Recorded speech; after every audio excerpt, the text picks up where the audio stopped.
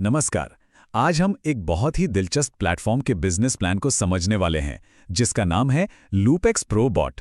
तो चलिए गहराई से जानते हैं कि ये आखिर है क्या, काम कैसे करता है और इसके पीछे का पूरा प्लान क्या है। तो सबसे पहले एक बड़ा सवाल, क्या आर्टिफिशियल इंटेलिजेंस यानी एआई सच में हमारे लिए इन्वेस्टमेंट मैनेज कर सकता है? मतलब क्या हम एआई के भरोसे पैसिव इनकम कमा सकते हैं? यही वो सवाल है जो इस पूरे डिस्कशन की नींव है।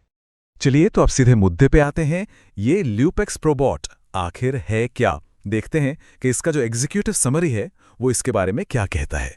तो प्लान ये बताता है कि ये AIPP हेल्प नाम के एक बड़े इकोसिस्टम का हिस्सा है और ये एक AI पावर्ड इन्वेस्टमेंट प्लेटफॉर्म है।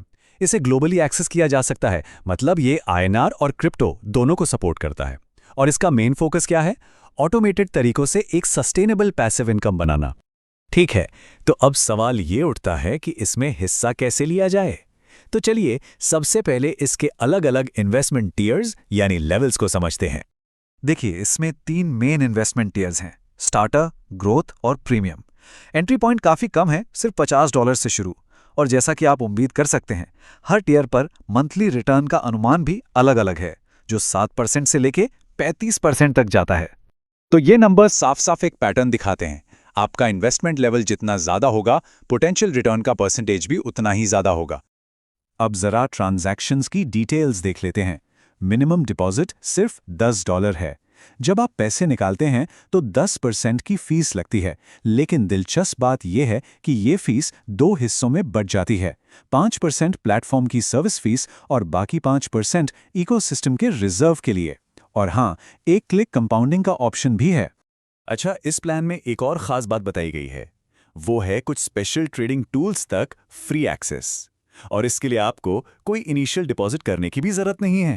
तो पहला टूल है ऑन चेन आर्बिट्राज स्कैनर।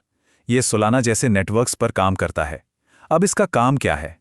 ये अलग अलग डिसेंट्रलाइज्ड एक्सचेंजों पर एक ही कॉइन की कीमतों में जो फर्क होता है उसे ढूंढता है। मतलब एक जगह से सस्ता खरीदो और दूसरी जगह महंगा बेच दो, और ये सब कुछ सीधे आपके अपने वॉलेट से होता है।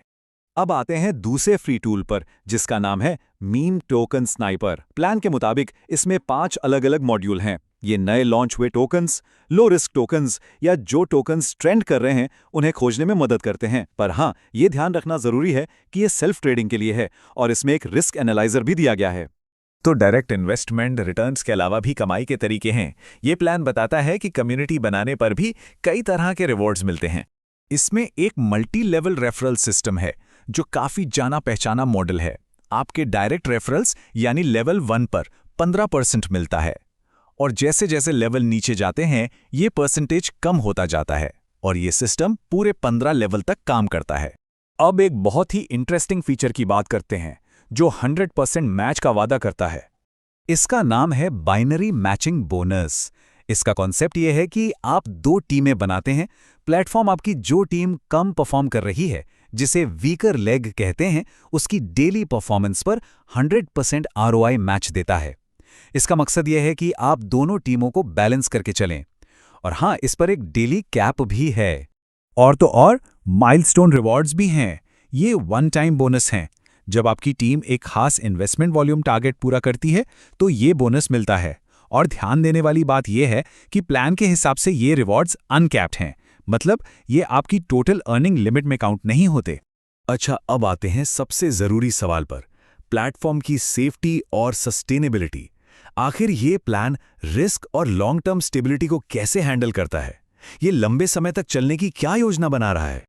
तो इसके लिए वे एक कॉन्सेप्ट का इस्तेमाल करते हैं जिसे इकोनॉमिक सेफ्टी वॉल्व कहा गया है। अब ये है क्या? ये बेसिकली एक ऐसा मैकेनिज्म है जो प्लेटफॉर्म की इकोनॉमी को बहुत ज़्यादा तेज़ी से बढ़कर अनस्टेबल होने से बचाता है। और ये सेफ्टी वाल्व है 2.5x का कैप। मतलब आपकी डेली ROI, लेवल इनकम और बाइनरी इनकम, इन सब को मिलाकर जो टोटल कमाई है वो आपके शुरुआती इन्वेस्टमेंट के 2.5 गुना से ज़्यादा नहीं हो सकती। लेकिन जैसा हमने पहले भी बात की थी, जो माइलस्टोन रिवॉर्ड्स हैं वो इस कैप में शामिल नहीं हैं। सेफ्टी और स्टेबिलिटी के लिए ये प्लान 4 पिलर्स पर खड़ा है। पहला है नॉन कस्टोडियल फिलॉसफी, जिसका मतलब है कि फंड्स पर कंट्रोल यूजर का ही रहता है। दूसरा, हर विड्रॉल से एक स्ट्रेटेजिक रिजर्व बनाया जाता है। तीसरा, डेवलपमेंट के लिए ऑपरेशनल फीस ली जाती है। और चौथा, कंप्लायंस पर फोकस किया जाता है।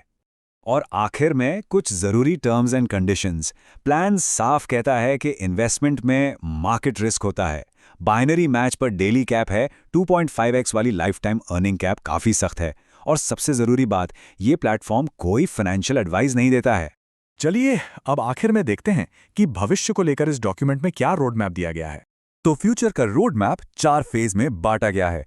पहले एडवांस्ड ऑटोमेशन लाया जाएगा, फिर रिवॉर्ड्स को और बढ़ाया जाएगा, इसके बाद इसे क्रॉस प्लेटफॉर्म यानी अलग-अलग डिवाइसेस पर लाया जाएगा, और आखिर में सभी टूल्स को प्रीमियम फीचर्स के साथ फुली इंटीग्रेट कर दिया जाएगा।